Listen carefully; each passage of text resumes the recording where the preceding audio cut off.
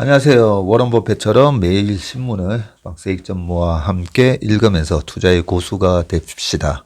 오늘 4월 19일 화요일 순서입니다. 오늘 날이 너무 화창하게 좋습니다. 화창한 봄날을 행복하게 보내시고요. 그리고 댓글에 보면 너무 좋은 글들을 많이 올려주셔가지고 제가 너무 송구합니다. 그 댓글 중에 또 아이디 진진을 쓰시는 분이 계시는데 저희 여의도에 제가 한 20년 넘게 아주 애용하고 있는 그 만둣국집이 있거든요.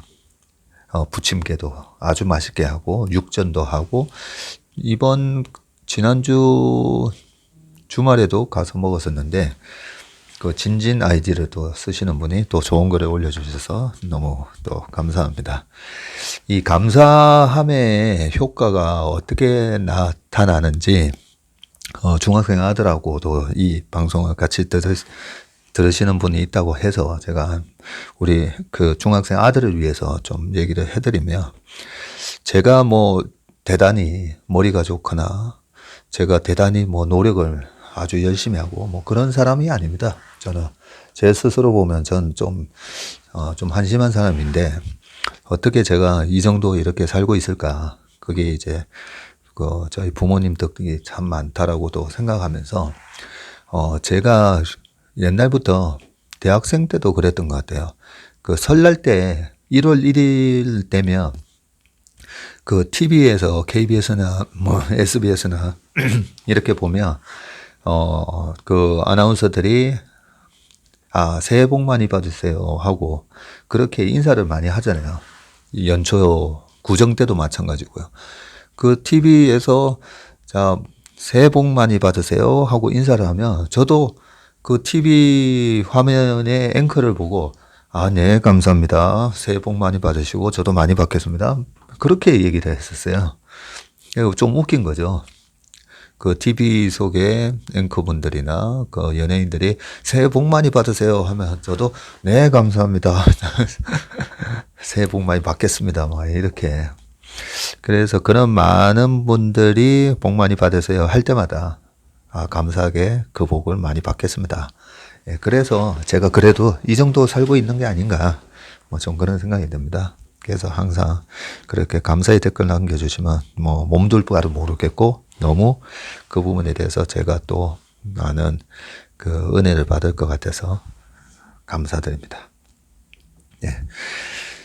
오늘 뉴스를 말씀드리겠습니다. 매일경제 뉴스인데요. 미 국채 투자자 42년 만에 최대 손실. 세대 손실이 지금 나게 생겼죠. 근데 조금 의아한 게 2018년 11월 7일 날 여기 이제 그 표에도 나오는데요. 3.215%를 기록을 했었거든요.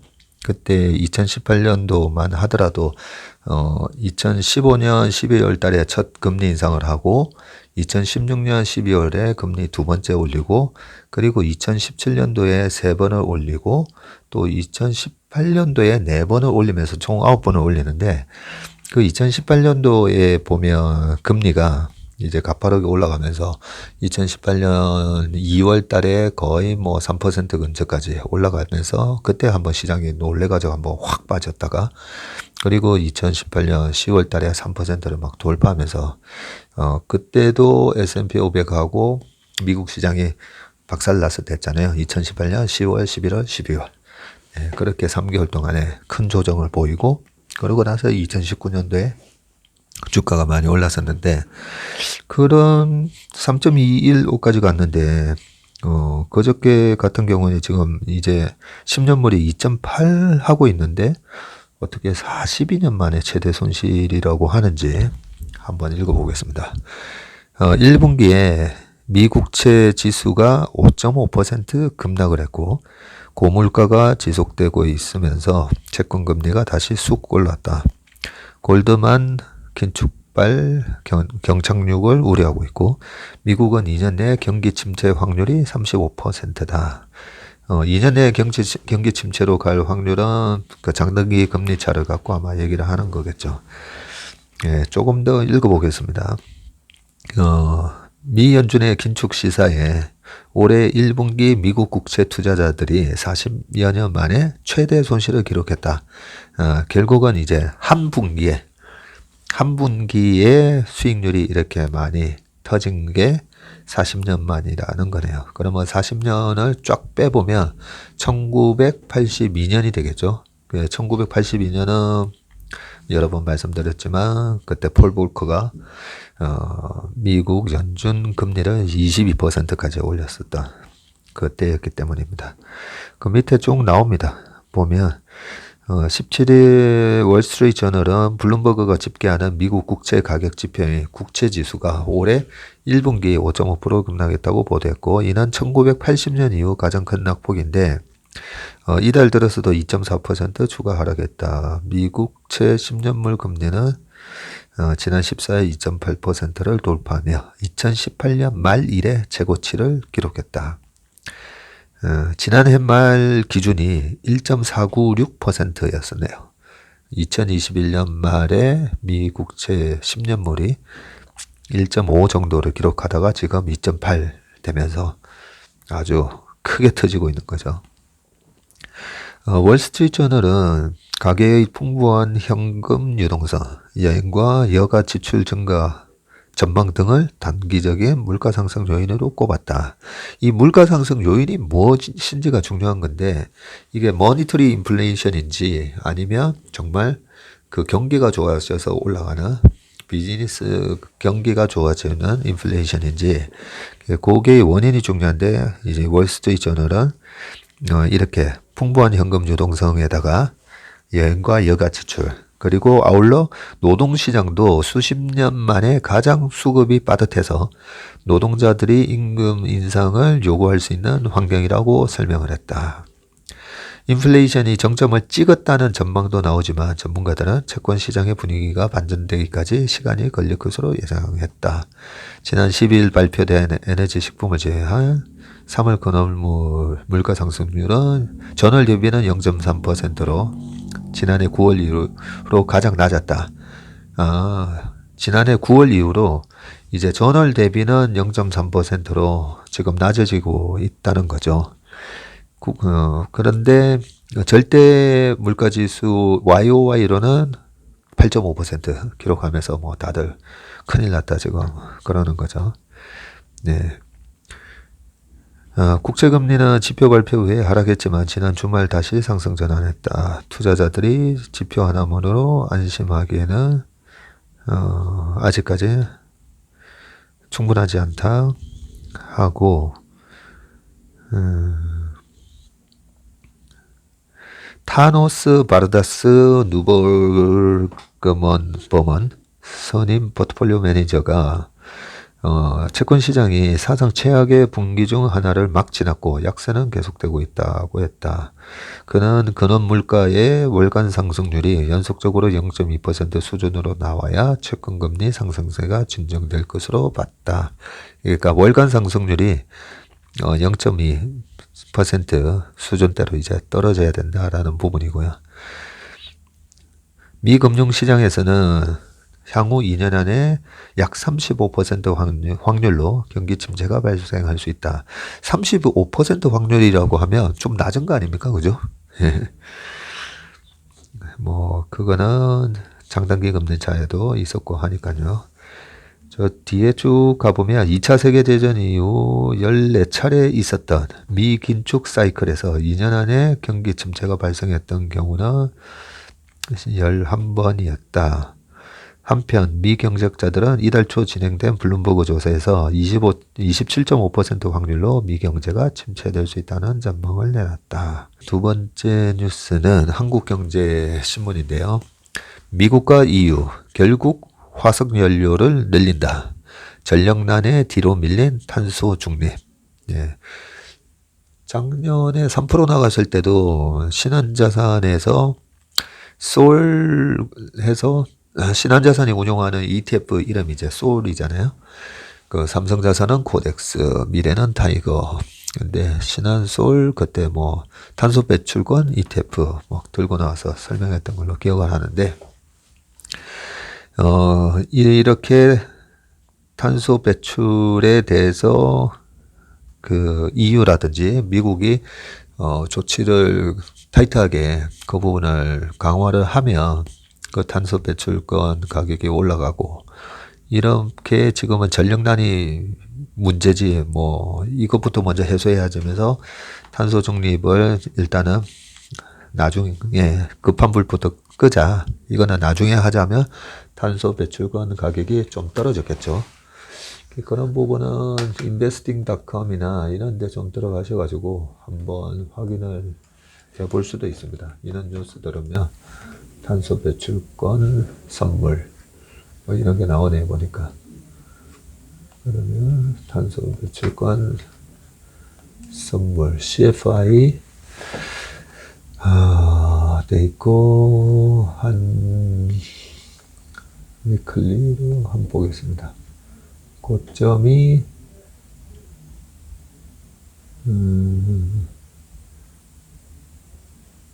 2월 6일 날 한참 96.49를 기록하다가 지금은 79. 그리고 저점은 2월 27일 날 65까지 빠지고 상당히 변동성이 심하네요. 네. 이렇게 기사를 보면서 또 관련된 거 이렇게 체크해 보는 거 그런 습관을 기르시면 좋을 것 같고요. 조금 그 뉴스에 대해서 더 읽어보겠습니다. 독일, 프랑스, 이태리, 스페인 800억 유로를 투입. 바이든 석유가스 시추 허용키로 일각에선 기후대응 뒷전 빗반도라고 되어 있고요. 우크라이나 전쟁 여파로 이제 에너지 가격이 치솟자 EU 4개국이 긴급 자금을 투입하기로 했다. 조 바이든 행정부는 석유가스 시추용 연방정부 토지 임대를 재개했다. 지금 저번에 리그 카운터라고 말씀드렸잖아요. 이 시추공 수 리그가 제일 많을 때가 한 1600개였다가 지금은 540개 정도 돌아가고 있다 했잖아요. 그런 거에서 이렇게 시추를 하기 위해서 미국 텍사스 뭐 이쪽에는 보면 뭐 땅만 파면 석유가 나오는 그런 부분들이 많기 때문에 이렇게 석유 생산을 늘리기 위해서 그 시추할 수 있도록 연방정부 토지를 임대하겠다. 뭐 이런 얘기입니다. 네. 연방정부는 시추용 토지 임대를 재개하는 대신 환경보호를 위해 기업에 부과하는 로열티 비율을 기존의 12.5%에서 18.75%로 높였다. 또 임대용 공공부지를 그간 에너지 산업계가 요구해온 규모보다 대폭 축소했다. 뭐 이렇게 돼 있었네요. 네. 또 그 다음 뉴스로 넘어가겠습니다. 한국경제, 세계경제 스태그플레이션 위험이 커졌다. 예, 지금 이게 증시가 가장 우려하는 상황입니다. 스태그플레이션은 말 그대로 물가는 올라가는데 경기가 둔화되는 그런 걸 스태그플레이션이라고 하죠. 브루킹스 연구소와 파이낸셜 타임즈가 분석을 하기로 우크라이나 전쟁으로 회복세가 둔화되고 골드만은 미 경기 침체 가능성도 골드만 삭스에서 나오는 뉴스는 사실은 좀 도움이 안 됩니다. 저는 JP 모간이나 좀 다른 데는 신뢰를 하는데 이 골드만 삭스 같은 경우에 너무 바람 잡는 얘기를 극단적인 바람 잡는 얘기를 좀 많이 해요. 유가가 147불 갔었던 2008년 있잖아요. 그때도 200불 간다라고 막 얘기를 하고요. 또 저번에 한 40불 깨졌을 때는 또 막 밑으로 한참 더 빠진다. 뭐 이런 식의 얘기를 많이 하는데 왜 그럴까라고 보면 약간 골드만삭스에 자기네들이 투자하는 포지션도 있고 그리고 거기는 일단 롱 포지션, 숏 포지션 뭐 다 잡을 수 있는 상황이다 보니까 약간은 조금 이래 바이어스가 좀 있는 그런 의견을 개진하는 경우가 많습니다. 그래서 사실 잘 안 믿습니다, 저는. 하락하는 글로벌 경제 회복 추적 지수라고 해서 브루킹스 연구소가 이제 차트를 쭉 보여줬는데요. 경기 회복 추적 지수니까 2021년 6월 달에 27.77이었다가 지금 10.78인데 그래도 여기도 약간 긍정적일 수가 있는 게 약간 작년 말 대비해서 살짝 소폭 상승을 하려는 그런 모습인데 이게 1월 달까지 지표니까 최근에 2, 3 정도가 어떻게 됐는지 좀 궁금하네요. 이게 우크라이나를 침공하기 전인 올 1월 이미 10.78로 60%가량 지난 6월 대비 하락을 했는데 이 지수는 세계의 실물 경제와 금융시장, 신뢰도 지표 등을 과거 평균과 비교해서 회복력 수준을 측정한다.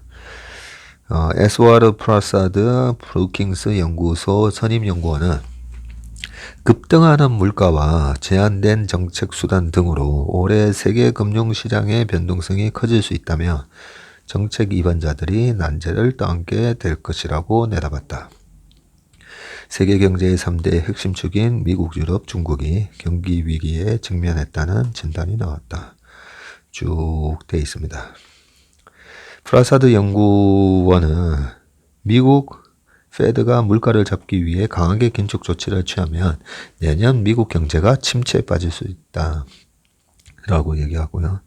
세계 경제를 성장 궤도에 올려놓기 위해선 코로나19 사태로 나타난 혼란을 정리하고 생산성 향상을 위해 인프라 지출을 늘리는 등 공동의 노력이 필요하다고도 조언을 했다. 그러면서 이제 골드만삭스는 2년 내 미국의 경기 침체 가능성을 35%로 예상했다. 하면서 얀 하치우스 골드만삭스 수석 이코노미스트가 페드가 경기 침체 없이 물가를 안정시키는 연착륙을 달성하기는 어려울 것이다.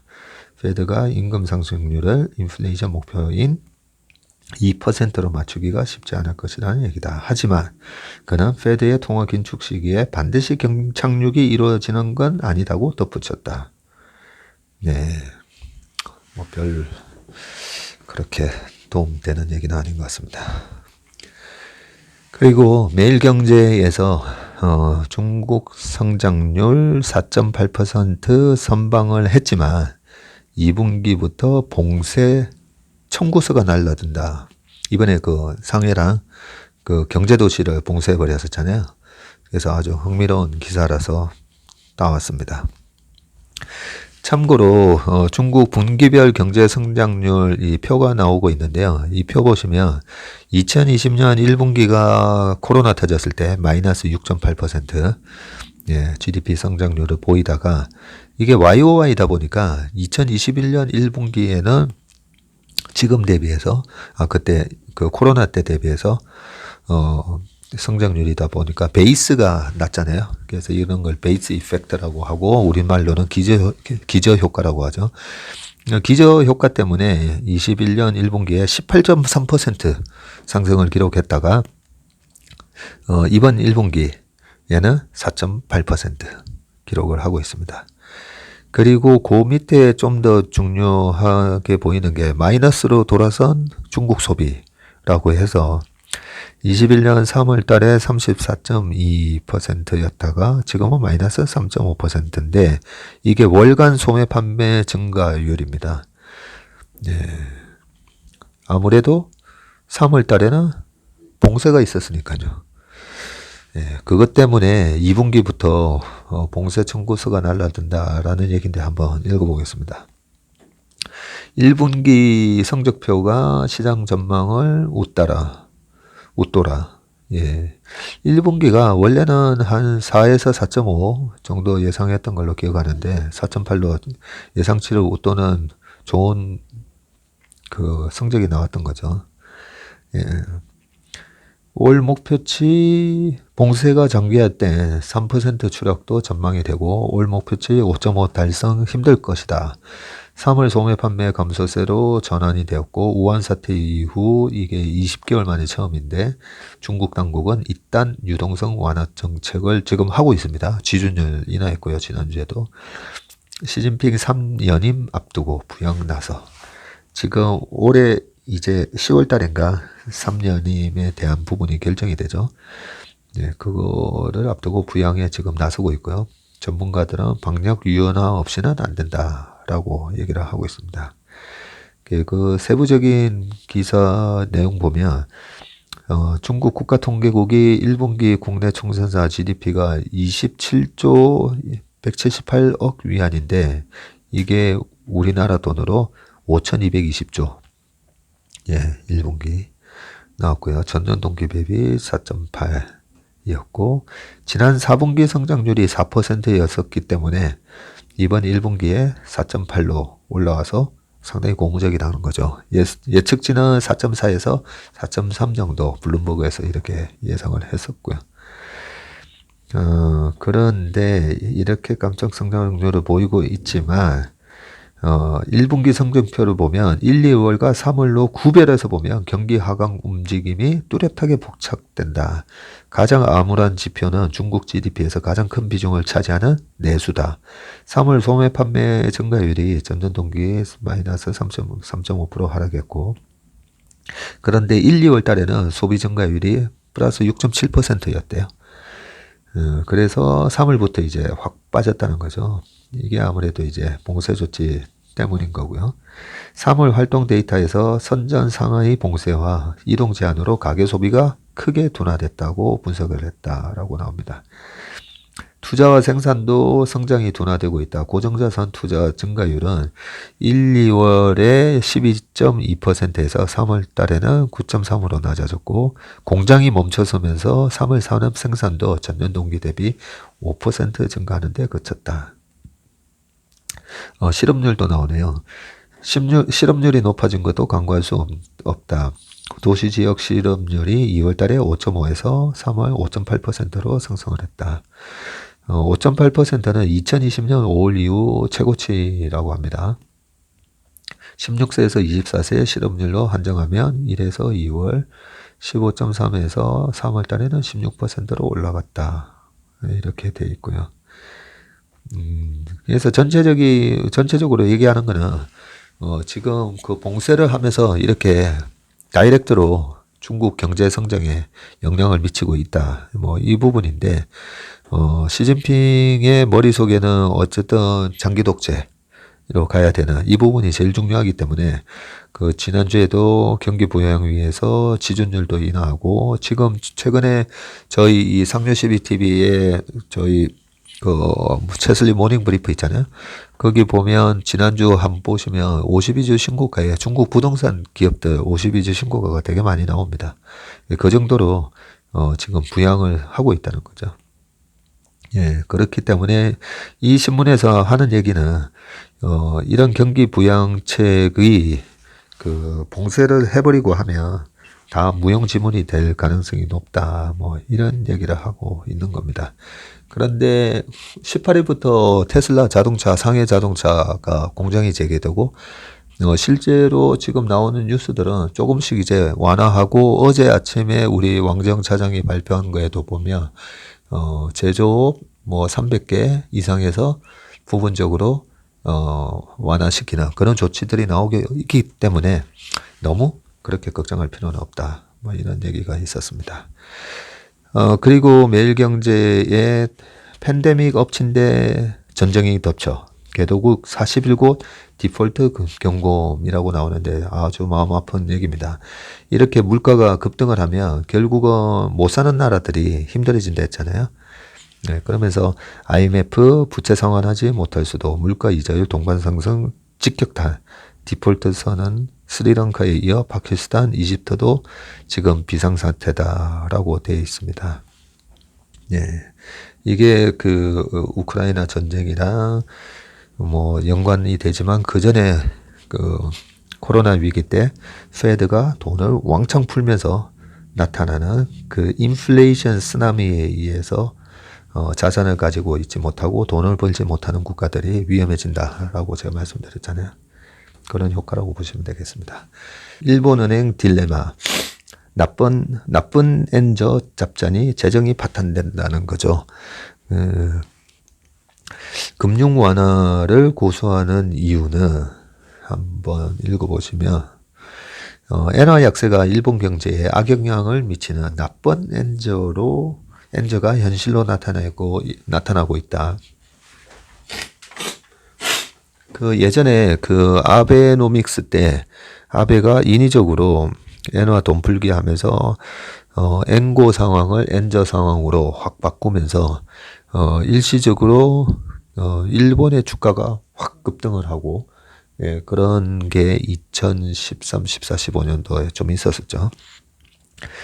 그래서 엔저를 의도적으로 유도도 하기도 하는데, 지금 여기서는 나쁜 엔저가 오히려 되고 있다, 뭐 이런 얘기를 하니까 한번 읽어보겠습니다.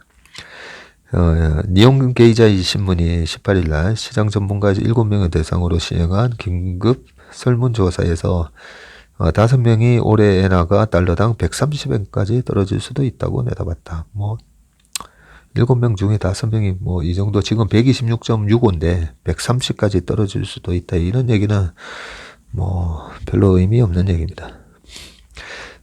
일본 경제가 미국 9.11 테러 여파로 심각한 경기 침체를 겪은 2002년 1월 환율이 달러당 135엔을 기록한 이후 20년 만에 최저 수준이다 라고 얘기하고 있고요. 스즈키 주니치 일본 재무상은 15일 기자회견에서 기업이 비용 상승분을 가격에 전가하지 못하고 임금 인상이 불충분한 상황에서의 엔화 가치 하락은 나쁜 엔저라고 말했다 라고 얘기를 하고 있고요. 하지만 현 상황을 제대로 짚었다는 공감대를 얻고 있다. 일본 내부에서는 스즈키 재무상이 하시모토 에이지 일본 철강연맹 회장은 지난달 말 기자회견에서 일본 제조업 역사상 처음으로 엔저 리스크가 발생했다고 했다. 엔화 약세로 수출 기업의 가격 경쟁력이 오르는 효과보다 원재료값 급등 부담이 더 커졌다고 설명을 했다. 일본 국민도 고통받고 있다. 일본 최대 전력가스 회사인 도쿄전력홀딩스와 도쿄가스는 다음 달부터 일반 가정용 평균 전기 가스 요금을 25% 올린다. 우와, 엄청 올리네요. 25%. 일본이 지난 2011년도에 동일본 대지진 이후로 이제 원전 가동 비율을 확 낮추면서 아무래도 석탄, 석유 비중이 높아지니까 이렇게 원자재 가격 상승에 직격탄을 맞는 것 같습니다. 지난 10년간 일본 기업이 엔화 강세를 피해서 생산 거점과 연구 시설을 해외로 옮긴 결과 엔화 약세가 수출에 기여하는 효과도 크게 줄었다는 거죠. OECD에 따르면 1995년까지만 해도 일본의 전체 수출 가운데 자국 내 생산 부가가치 비중이 94%였는데 2018년 이 수치는 83%로 떨어졌다. 그렇군요. 네, 금리 인상이 재정 파탄, 엔저, 악순환을 내고 있다라고 하면서 구로다 하루이코 일본 은행 총재는 대규모 금융 완화를 지속한다는 입장을 분명히 하고 있다. 시장에서는 일본은행이 나홀로 금융 완화를 고수할 수밖에 없는 외통수에 걸렸다는 말이 나온다. 통화정책 목표를 달성하지 못했는데 긴축으로 돌아서면 지난 10년간의 금융 완화 정책을 스스로 부정하게 된다는 것이다. 엔화 가치를 올리려다 자칫 재정을 파탄할 수 있다는 점도 일본은행이 섣불리 움직이지 못하는 이유다. 작년 말 일본의 국채 잔액은 처음으로 1000조엔, 약 우리나라 돈으로 9,745조 원을 넘었었는데요. 국내 총생산 대비 국가 채무 비율이 엄청 높다고 했잖아요. 볼리비아 다음으로 높다고 했던 것 같은데요. 256%로 미국이 133, 영국이 108%의 2배가 넘는다라고 하면서, 예, 재정이 또 나빠지는 부분까지도 얘기를 하고 있고요. 네, 그러면서 이 외통수에 걸린 일본은행 해가지고 표에다가 정리가 아주 잘 되어 있습니다. 명분이 없다. 금리 인상은 지난 10년간의 아베노믹스와 대규모 금융 완화 정책을 자기 부정하는 거다. 빈대 잡으려다 초과 삼간 태운다. 환율 방어하려 금리 1% 올리며 국채 원리금이 37조 원이 증가하겠는데다. 환율을 방어하는 방법으로 러시아가 최근에 어떻게 했는지 어제 루브라 얘기하면서 말씀드렸었잖아요. 금리를 확 올려버렸었죠. 확 올리니까, 뭐야, 뭐, 금리 20%나 줘? 아, 그러면 저쪽 가서 3% 금리 받는 것보다 여기서 20% 받을까? 뭐, 이런 효과인 거죠. 그렇게 해서, 근데, 환율 방어하려고 금리를 올려버리면, 일본 방금 정부 부채가 어마어마하다 했잖아요. 9,745조 원. 이 엄청난 부채에 이자 부담이 또 높아지게 되고, 이자 부담이 높아지면 국가 재정이 또 계속 악화되고, 예, 거기에다가 긴축 돌입해도 헛사. 미국에 맞먹는 수준으로 금리 올리지 않는 한 엔저 못 막는다. 예, 여러 가지 이런 이유 때문에 외통수에 걸렸다라는 얘기였습니다. 네, 그러면 오늘 주요 뉴스는 여기까지고요. 오늘 하루도 건강하고 행복한 하루 되시기 바라겠습니다. 감사합니다.